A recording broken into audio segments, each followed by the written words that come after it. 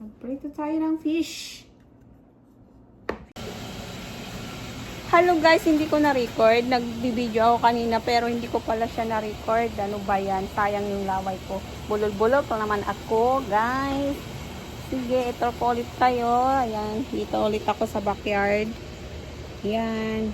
Ayan, dito ako naglalagi. Tuwing hapon, wala akong ginagawa. Nagpiprito kasi ako ngayon. Dito ako sa labas nagpiprito kasi maamoy sa loob. Kaya habang inaantay ko siyang maluto, dito muna tayo sa labas. Ayan, pakita ko sa inyo yung paligid namin. Dito ako nagtatambay. Ayan, may malunggay din dito. Ayan siya. Tapos meron ding tanim silang gabi. Ayan, may santan. Meron din silang tanim na kamuting kahoy. Ayan. Tapos ayan, ito langka.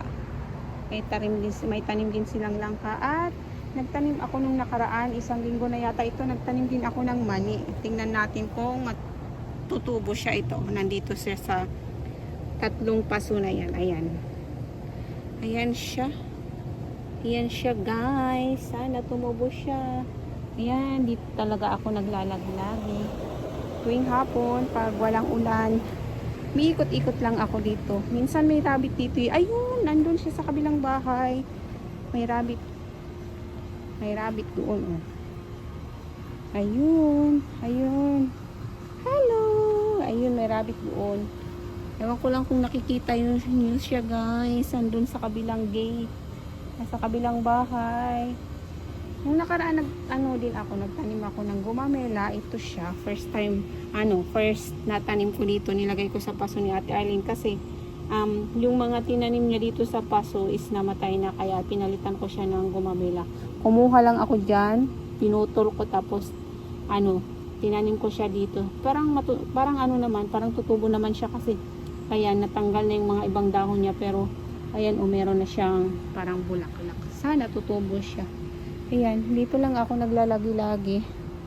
Ito, may tanim din si Ate Arlene ditong kamote. Pero hindi naman siya as in na nilagay lang nila sa paso, pero hindi daw ito kamuting yung may ba yun, yung may niluluto. Lang yan, parang halaman lang. Wala lang siyang magawa. Ito naman yung mga flowers. Ayan, regalo nung boyfriend ni Ate Arlene. Eto, nasa dalawang paso. Ayan, ganda ng flowers niya, guys. So, ayan.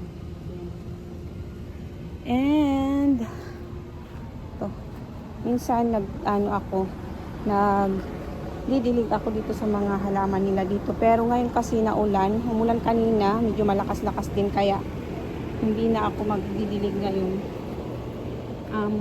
Anyway, ako nga pala din nagdidilig sa kabila kasi wala si Ate Yoli, pumunta sa New York, kaya ako muna yung nagdidilig dito tuwing umaga sa kabila. Kaso umulan ngayon, kaya hindi ko na siya didiligan. Yan, mga halaman nila, may mangga doon, may kalamansi, may tanim din siyang sitaw. Ayun, nakabaging doon sa kanyang garden. Tapos meron din siyang okra dyan sa may gate, sa kabilang gate.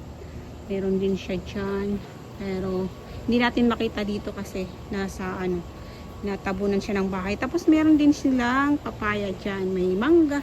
Meron din siyang isang puno ng niyog. Nung nakaraan, kinuha namin yung bunga niya. Tapos nilagay ni Ate Yoli sa ref kasi lulutuin daw niya yun. Gagawin niyang salad pag balik niya galing New York.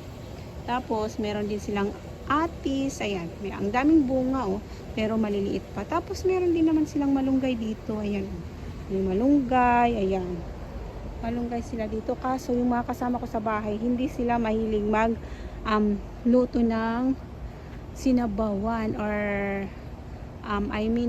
tinula, kasi hindi sila nagtitinulang manok.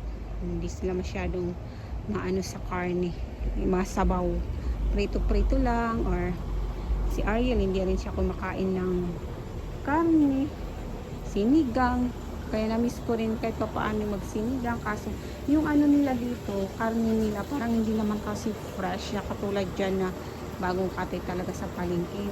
Lahat ng pagkain dito puro frozen. Eto, guys, Pasok na tayo muna. Tingnan natin yung niluluto nating pritong isda. Maya pa yan. Anyway, may lutuan din naman kami sa loob. Pero, dito ako nagluluto kasi prito to. So, maamoy. Kulog kasi sa kwarto tapos aircon. Kaya, hindi na ako doon nagluluto. Minsan lang pag mga ginisa or sabaw doon sa loob. Pero pag prito-prito, dito kami nagluluto. Tapos, dito rin kami nag-iihaw. Yan. Yan. May balak kaming mag-bike ng anak ko ngayon, si Kim, pero masakit daw yung puso niya, tapos basa ang kaya hindi muna kami matutuloy. Siguro bukas ng umaga, kasi day off ni Aryan, kaya baka mag-exercise kami, punta kami ulit sa beach, mag-walking, and kukuha ulit ako ng BP ko, kasi nung nakaraan, mga how many weeks na akong high blood, ang taas ng blood pressure ko, umabot siya ng 147/98. Kaya kinabahan ako. Nakailang ulit akong nag blood pressure. Pabalik-balik ako dun, tapos laging masakit yung ulo ko, tapos naglulo ko yung menstruation ko, kaya hindi ko na alam kung ano ba yan, kung kailan ako nandito sa kanto ganito. Okay, anyway guys, pasok muna ako later again.